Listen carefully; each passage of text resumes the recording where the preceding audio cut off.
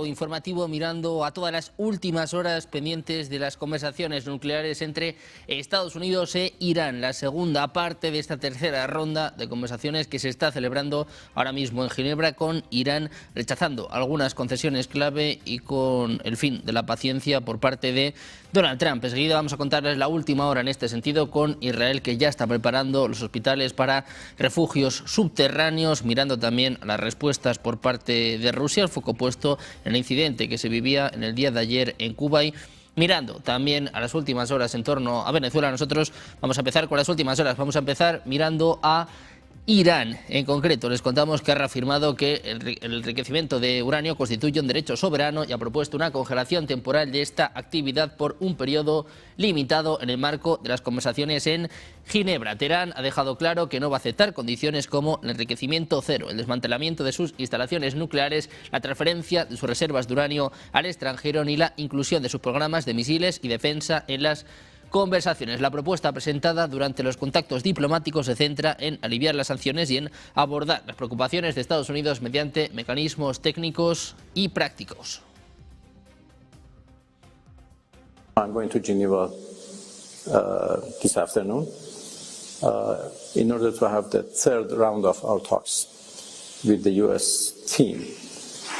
And we have made some progress last time. We were able to find some sort of understandings, and I think based on those understandings we can build something in the form of an agreement, a deal. I think a fair, balanced and equitable deal is achievable, and we can do it. We are ready to answer questions. We are ready to remove concerns. But we are not ready to give up our right for peaceful use of nuclear technology. This is what we demand. So I believe that tomorrow in Geneva there is every possibility to come to an agreed solution which is fair and balanced. I think tomorrow Steve and Jared will be there. I think they're on their way there now, actually. And the president was very clear last night that he always prefers diplomacy. But I want you to understand, everyone should know that Iran poses a very grave threat to the United States and has for a very long time. They are in possession, first and foremost, after their nuclear program was obliterated, they were told not to try to restart it, and here they are. You can see them always trying to rebuild elements of it. They're not enriching right now, but they're trying to get to the point where they ultimately can. The other thing I would point you to, however, is that Iran possesses a very large number of ballistic missiles, particularly short-range ballistic missiles that threaten the United States and our bases in the region and our partners in the region, and all of our bases in the UAE, in Qatar, in Bahrain, and they also possess naval assets that threaten shipping. Atentos a este choque dialéctico entre Estados Unidos e Irán, con la Marina estadounidense que está reduciendo su personal para la misión de Bahrein, y mirando una noticia importante de última hora. El Washington Post sorprende con nueva información en torno a Donald Trump. El presidente de Estados Unidos está estudiando presentar una emergencia electoral. Donald Trump se enfrenta a presiones internas de activistas cercanos a la Casa Blanca para que declare una emergencia nacional relacionada con la integridad electoral. El objetivo sería ampliar los poderes presidenciales sobre los procesos de votación en el país. Estas voces han circulado en borrador de posible orden ejecutiva que alega interferencia de China en las elecciones de 2020 como justificación para dar al Ejecutivo autoridad extraordinaria sobre las elecciones federales. El documento, de unas 17 páginas, busca un marco legal para permitirle al presidente influir de forma más directa en aspectos tradicionalmente administrados por estados y agencias independientes. Aunque se trata de un borrador que no ha sido firmado, su circulación indica tensiones crecientes dentro del entorno político sobre el control y la legitimidad del sistema electoral de Estados Unidos. Esta iniciativa se produce en medio de un clima político polarizado y a meses de las elecciones legislativas de mitad de mandato, donde temas como la supuesta integridad del voto y el papel del Ejecutivo en los procesos electorales han sido objeto de un debate intenso. Mientras tanto, les contamos que un incendio de grandes proporciones ha estallado en un complejo industrial de la ciudad de Abadán, ubicada en la provincia de Juzestán, en el sur de Irán. Es lo que apuntan los primeros informes que figuran en medios y redes sociales. Las llamas y columnas densas de humo negro fueron observadas elevándose sobre la zona, visibles desde distintos puntos de la ciudad. Autoridades locales todavía no han publicado un comunicado oficial sobre el incidente, por lo que se desconoce por ahora el origen exacto del fuego, si hay víctimas o heridos o si se trata de daños estructurales dentro del complejo. Equipos de emergencia y bomberos están desplegados en el lugar intentando controlar el siniestro, aunque las labores enfrentan dificultades debido a la magnitud de las llamas. Abadán es una ciudad clave en el sector energético de Irán, con una larga historia ligada a la industria petrolera del país. Tiene instalaciones relacionadas con la producción y procesamiento de hidrocarburos, lo que hace que cualquier suceso de este tipo sobre instalaciones industriales tenga el potencial de impacto económico y operativo considerable. Irán, que ha entregado a Estados Unidos una propuesta relacionada con un posible acuerdo nuclear mediante la mediación de Omán, es lo que apunta la agencia IRNA. La delegación de Irán ha transmitido iniciativas que, en su opinión, eliminarían los pretextos de Estados Unidos con respecto al programa nuclear pacífico de Irán. Así hablaba el presidente iraní, Masoud Pezeshkian, sobre las armas nucleares. میگه مثلا گفته که ایران باید اعلام بکنه گفته که ایران باید اعلام بکنه ما سلاح هسته‌ای نخواهیم داشت. اینو که ما مقام معظم رهبری اینو فرموده ما اصلا سلاح هسته‌ای نخواهیم داشت. فرق میکنه با من سیاستمدار بگم که ممکنه مثلا حالا مثل ماها که اونجوری نیستیم سیاستمدارا راست نمیگن با آدما. ولی ممکنه من تصور کنم من مثل اونای سیاستمدارم منم دروغ میگم. ولی رهبری جامعه، رهبر دینی جامعه که نمیتونه دروغ بگه. وقتی ایشون اعلام میکنه ما سلاح هسته‌ای نخواهیم داشت یعنی نخواهیم داشت. منم اگه بخوام به اون طرف برم نمیتونم داشته باشم از نظر اعتقادی. Atentos a estas conversaciones entre Irán y Estados Unidos, 3 horas esta mañana y ahora mismo de nuevo sentados en la misma mesa en un momento en el que el cuartel general de la Quinta Flota de la Armada de Estados Unidos en Bahrein ha reducido su presencia a personal considerado de misión crítica, quedando menos de 100 efectivos en la instalación, es lo que está anunciando Fox News. De acuerdo con este reporte, la medida se adopta como precaución ante la opción de ataques vinculados a la creciente tensión con Irán. Un periodista de Fox además señala que antes de la operación Martillo de Medianoche en junio del año pasado, el cuartel general fue evacuado de forma similar, lo que ha generado especulación sobre si la reducción actual podría anticipar una nueva fase de operaciones militares. Hasta el momento, el Departamento de Defensa no ha emitido un comunicado oficial confirmando el alcance exacto de la reducción de personal ni las razones específicas detrás de esta decisión. La Quinta Flota, con base en Bahrein, supervisa operaciones navales de Estados Unidos en el Golfo Pérsico, el Mar Rojo y el Mar Arábigo, además de parte del Océano Índico, áreas estratégicas en este actual contexto de tensión regional. Fox informa que la Marina de Estados Unidos reduce su personal a personal crítico para su misión en Bahrein. Mientras tanto, los hospitales israelíes están activando planes de contingencia para tratar a pacientes en refugios subterráneos ante la opción de una escalada del conflicto regional. Según informaciones oficiales, el Ministerio de Salud está acondicionando instalaciones para poder operar durante hasta un mes en condiciones de emergencia, incluyendo el traslado de unidades críticas a áreas protegidas bajo tierra. Las medidas incluyen la preparación de quirófanos reforzados, áreas de hospitalización en espacios blindados y el almacenamiento de suministros médicos esenciales para garantizar la continuidad de la atención sanitaria, incluso bajo ataques con misiles o bombardeos. Israel cuenta con infraestructura hospitalaria parcialmente fortificada en varios centros médicos, diseñada para funcionar en escenarios de guerra, una característica desarrollada tras conflictos previos en la región. Autoridades sanitarias no han especificado si la activación de estos planes responde a una amenaza concreta o a una medida preventiva en el actual contexto de tensión.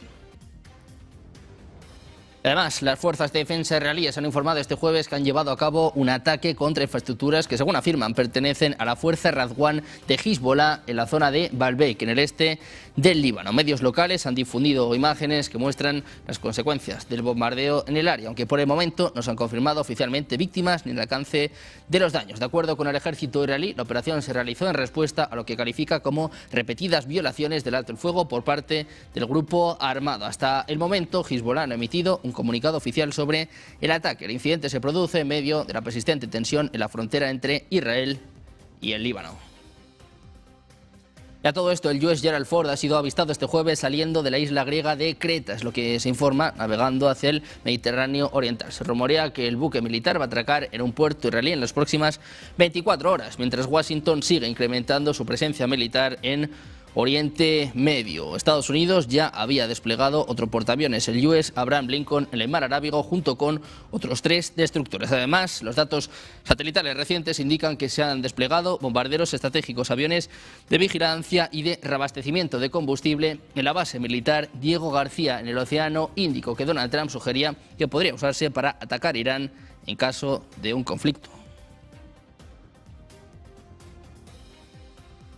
En Estados Unidos se sigue dando vueltas a los aranceles después de que la Corte Suprema anulara determinados aranceles impuestos por la administración Trump. El gobierno de Estados Unidos está explorando vías para conservar los miles de millones de dólares ya recaudados en concepto de esas tarifas, en lugar de proceder a reembolsarlos de forma inmediata. Según fuentes al tanto de este proceso, los funcionarios federales están considerando distintas maniobras legales, entre ellas, por ejemplo, reclasificar las tarifas bajo otros fundamentos jurídicos, retrasar los pagos o dificultar que las empresas reclamen devoluciones completas. Mientras tanto, varias compañías han comenzado a presentar demandas para recuperar los importes abonados. Ahora serán los tribunales inferiores los que determinen cómo debe ejecutarse el fallo del Supremo y cuál será el calendario de posibles reembolsos. El escenario apunta a una prolongada batalla judicial que podría extenderse durante meses o incluso años mientras se debate el alcance de la decisión y la culpa del Ejecutivo en la devolución de los fondos recaudados. Y seguimos pendientes de Cuba, donde la tropa guardafrontera mataba este miércoles a 4 tripulantes de una lancha rápida procedente de Estados Unidos, que no obedeció cuando se dio el alto en aguas territoriales y abrió fuego contra la embarcación policial, es lo que informaba el propio Ministerio del Interior. El comunicado oficial indicaba que otras 6 personas de la lancha rápida resultaron heridas en este intercambio, así como el comandante de la embarcación cubana, en la que patrullaban en total 5 personas. Sobre esto hablaba en las últimas horas J.D. Vance. Escuchen al vicepresidente de Estados Unidos. Yeah, so on the second thing, actually, Marco briefed me about 15 minutes ago on it, but we don't know a whole lot of details, and so I'll defer to the White House to provide more updates as we get them. Certainly, you know, a situation that we're monitoring. Hopefully, it's not as bad as we fear it could be, but can't say more because I just don't know more. Por su parte, el secretario de Estado de Estados Unidos, Marco Rubio, aseguraba que autoridades del país norteamericano van a responder en consecuencia tras la muerte de 4 tripulantes de una embarcación estadounidense en un tiroteo con las fuerzas de seguridad de Cuba cerca de la costa de la isla. Decía, vamos a averiguar exactamente qué pasó aquí y luego responderemos en consecuencias, lo que apuntaba en declaraciones a la prensa desde St. Kitts y Nevis, donde se encuentra con motivo de una reunión con líderes de la Comunidad del Caribe. Y por cierto, Rubio se va a reunir también con su homólogo griego. Dice que la mayor parte de la información viene de autoridades cubanas, así que Estados Unidos va a tomar su propia decisión.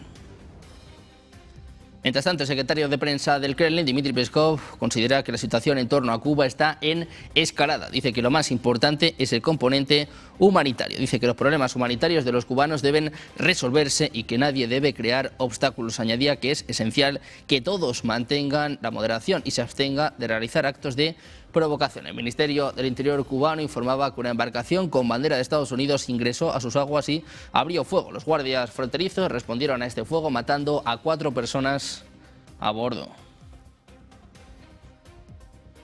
Además, el expresidente de Estados Unidos y su esposa, la secretaria de Estado Hillary Clinton, están declarados entre este jueves y viernes frente a un comité de la Cámara de Representantes como parte de la investigación en torno a Jeffrey Epstein. Los Clinton van a declarar de forma telemática desde su residencia de Chappaqua, en Nueva York, en lugar del Capitolio en Washington. La primera en intervenir ha sido Hillary Clinton. Su esposo, Bill Clinton, lo hará este viernes, convirtiéndose así en el primer expresidente obligado a testificar en una investigación del Congreso. Mirando al caso Epstein, vamos a apuntar también al FBI. Al menos 10 empleados del Buró Federal de Investigaciones que trabajaron en la investigación del caso de documentos clasificados de Mar-a-Lago del presidente Donald Trump han sido despedidos. El fiscal especial del Departamento de Justicia, Jack Smith, dirigió una investigación sobre el supuesto manejo indebido de documentos clasificados por parte de Trump que se encontraron en su residencia de Mar-a-Lago en Florida después de su primer mandato. Trump fue acusado en 2023 por los documentos, pero Smith abandonó el caso cuando Trump volvió a la Casa Blanca en enero de 2025, citando una política del Departamento de Justicia contra el procesamiento de presidentes en funciones. Esta semana Reuters informaba que el FBI había citado registros de llamadas telefónicas realizadas por el director del FBI, Cass Paytels, y por Susie Wiles, la jefa de gabinete de la Casa Blanca, como parte de la investigación de Smith durante 2022 y 2023, cuando aún eran ciudadanos privados. Según Reuters y CBS News, citando fuentes anónimas, 10 empleados han sido despedidos después de estos informes. También miramos a Davos. El presidente y director general del Foro Económico Mundial, Borch Brende, anunciaba su dimisión en el día de hoy, informando de sus vínculos con Epstein. La medida se produce unas semanas después de que el foro iniciara una investigación independiente sobre su conexión con el fallecido financiero. Brende, quien se convirtió en presidente del Foro Económico Mundial en 2017, anunciaba su decisión en un comunicado después de las revelaciones del Departamento de Justicia de Estados Unidos que mostraban que Noruego tuvo 3 decenas de negocios con Epstein y también se había comunicado con el financiero por correo electrónico y mensajes de texto. Decían que tras una cuida, recordando a lo que pasaba en junio del año pasado, mientras el foco está puesto en Rusia y en Francia. Les contamos que un dron ruso se ha acercado al portaaviones francés Charles de Gaulle, que se encuentra actualmente en Suecia, es lo que informaba SVT. El dron fue descubierto por las fuerzas de defensa suecas que iniciaron contramedidas. Dicen además que el portaaviones Charles de Gaulle es el centro flotante de la Armada francesa y actualmente se encuentra en el puerto de Malmö, donde ataca, entre otras cosas, para un ejercicio estratégico. Se ha producido un grave incidente de seguridad en relación con la visita del portaaviones a Suecia. Un dron despegó de un buque ruso cercano y se aproximó al portaaviones, es lo que está informando SVT. El dron fue descubierto por las Fuerzas Armadas suecas que iniciaron una operación de interferencia contra él. Después desapareció del lugar. Todavía no se sabe con certeza si volvió al barco ruso o se estrelló en el mar. El Charles de Gaulle es el portaaviones nuclear no estadounidense más grande del mundo, con una eslora total de poco más de 260 metros. Normalmente transporta a unos 2.000 marineros y militares, además de unos 30 aviones de combate. Además, también vamos a contarles que Rusia atacaba anoche una decena de regiones ucranianas con un total de 420 drones y 39 misiles, 11 de ellos balísticos. Dicen que hubo destrozos en 8 regiones, muchas casas particulares y edificios de vivienda que han resultado dañados. Por el momento se habla de decenas de personas heridas a consecuencia del ataque. Es lo que apuntaba el presidente ucraniano, explicando que la infraestructura gasística en Poltava y las estaciones eléctricas en Kiev y en Dnipropetrovsk también han sido alcanzadas. Dice que la mayoría de estos ataques interfieren también en las conversaciones que se esperan con Rusia en los próximos días. Por su parte, Polonia ha desplegado aviones de combate en respuesta a los ataques rusos en Ucrania. Las Fuerzas Armadas polacas publicaron en X que el avión había sido desplegado después de otro ataque masivo de Rusia contra Ucrania. Agregaba que los sistemas de defensa aérea, terrestres y de reconocimiento por radar han alcanzado un estado de máxima preparación. Las Fuerzas Armadas polacas dijeron que los despliegues serán de naturaleza preventiva y tenían como objetivo asegurar el espacio aéreo y su protección, particularmente en áreas adyacentes a las zonas amenazadas. Las autoridades ucranianas dijeron este jueves que Rusia había lanzado un ataque combinado con drones y misiles apuntando a ciudades como Kharkov, Kiev, Zaporilla y Kryvyi Rog. Mientras tanto, el secretario general de la OTAN, Mark Rutte, afirmaba este jueves, preguntado sobre si va a abordar con el primer ministro húngaro, Viktor Orbán, su bloqueo al préstamo europeo de 90.000 millones de euros a Ucrania, que intenta ser útil cuando hay debates en curso entre aliados. Este es el mensaje de Rutte sobre Hungría.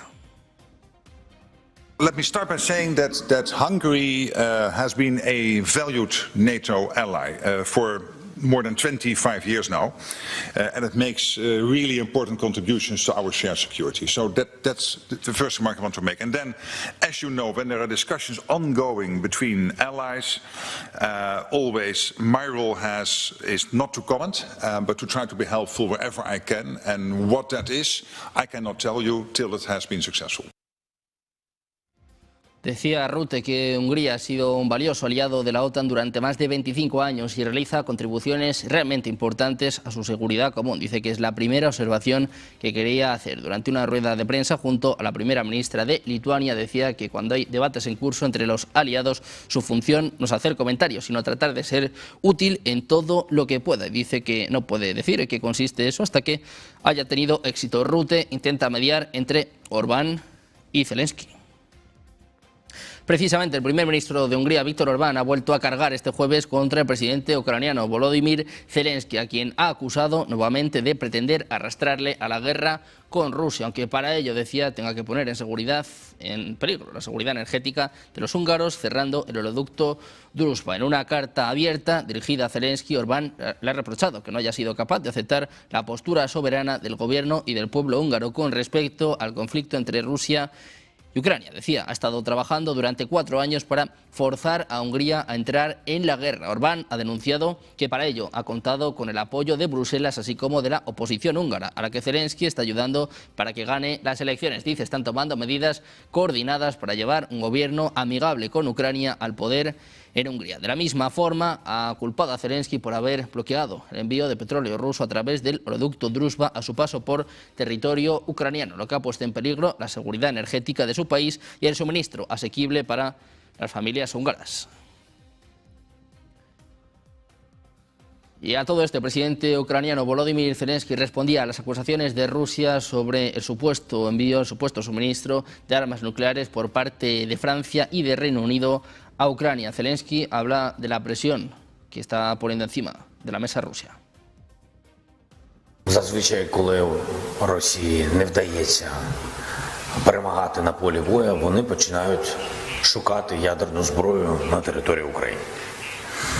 В Україні немає ядерної зброї, на жаль. Ви знаєте всі обставини, коли в Україні була ця зброя і коли не стало. Я думаю, що це підготовка і до зустрічей трьохсторонніх, це і тиск такий політичний. También miramos a Dinamarca. La primera ministra danesa, Mette Frederiksen, ha anunciado este jueves que se van a celebrar elecciones legislativas el próximo 24 de marzo, en un intento por reforzar su apoyo en medio de la presión de Estados Unidos sobre Groenlandia. A principios de enero, el presidente de Estados Unidos, Donald Trump, recuperó con más fuerza su interés por la isla ártica. Desde entonces, Frederiksen ha buscado movilizar a los líderes europeos y a sus socios de la OTAN frente a la obsesión del inquilino de la Casa Blanca, unos esfuerzos que, según las últimas encuestas, han aumentado su popularidad tras el descontento público por el alza del coste de vida y las presiones sobre el estado de bienestar. La primera ministra socialdemócrata gobierna desde hace 4 años en coalición con el centro y la centro-derecha, representados por el Partido Moderado y el Partido Liberal. Hablamos también de Francia. Marine Le Pen afirmaba que no se va a postular a la presidencia el próximo año si un tribunal de apelaciones de París le ordena llevar una pulsera electrónica por el presunto uso indebido de fondos de la Unión Europea. Le Pen señalaba que espera que la Corte le absuelva en un veredicto clave previsto para el 7 de julio, una sentencia que podría frustrar sus ambiciones presidenciales. Decía, sé muy bien que la decisión sobre esta candidatura no me corresponde a mí, es lo que apuntaba en una entrevista en medios franceses. Le Pen recurrió a un fallo de marzo de 2025 que le declaraba tanto a ella como a miembros de su partido como culpables de malversar fondos del Parlamento de la Unión Europea en la contratación de asistentes entre 2004 y 2016, que presuntamente trabajaban para la formación en lugar de realizar tareas parlamentarias. Si es condenada, podría ser inhabilitada para ejercer cargos electos o tener que llevar un dispositivo electrónico de vigilancia o ambas cosas, entre otras opciones. Decía Le Pen que está en manos de estos 3 jueces decidir si los millones de franceses que quieren votarla podrán hacerlo o no. También miramos a China. Les contamos que habría enviado discretamente un gran dron militar desde la isla de Hainan en más de 20 ocasiones, utilizando señales que enmascaraban su identidad como si se tratara de una aeronave extranjera. Es lo que apuntan analistas especializados en seguimiento aéreo. Los vuelos registrados sobre el mar de China meridional son interpretados como posibles pruebas de técnicas de engaño electrónico destinadas a confundir los sistemas de vigilancia y dificultar la identificación de activos militares en tiempo real. Expertos señalan que este tipo de operaciones podría tener implicaciones significativas en escenarios de crisis, especialmente en áreas sensibles como el entorno de Taiwán, donde la ambigüedad en la identificación de aeronaves podría complicar la toma de decisiones y la respuesta de defensa aérea. Hasta el momento, autoridades chinas no han comentado públicamente sobre estos informes. Pendientes de China y de Taiwán, mirando sobre todo estas conversaciones nucleares que se mantienen ahora mismo en Ginebra con la Marina de Estados Unidos, que empieza a recortar su personal en Bahrein, y mirando también a lo que ha sucedido en Cuba. En las últimas horas